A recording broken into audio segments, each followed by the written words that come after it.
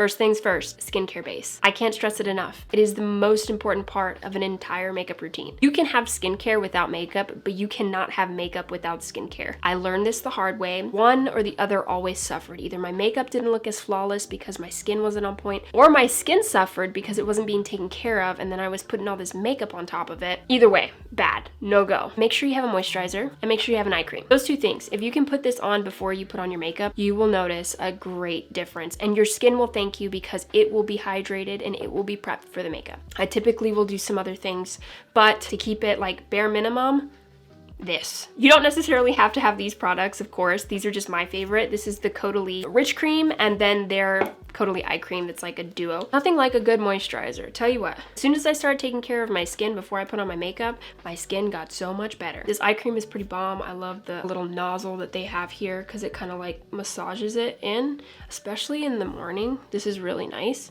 because, you know, you get some under eye baggage, some puffiness, it kind of takes it away. I really like Caudalie products. I'm a big fan of them. I think they're really well made. They're just really, really good products. I don't realize how dry your under eyes get, but they get dry. They do. If I saw myself doing this 5 years ago, I'd be like, she became that girl.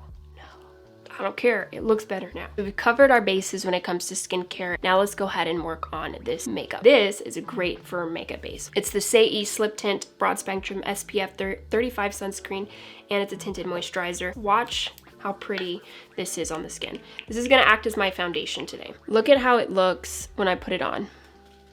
You see how much of a difference that is on the skin? Obviously, I'm gonna rub it in because that's a little too heavy. I just love the coverage that it gives, even though it's only an SPF. I'm gonna go ahead and take a little blending brush to kind of just go over it. I love the shine that it gives, like the glowy and dewiness that it gives. It's very, very beautiful. I'm using just a stipple brush right now to kind of blend everything.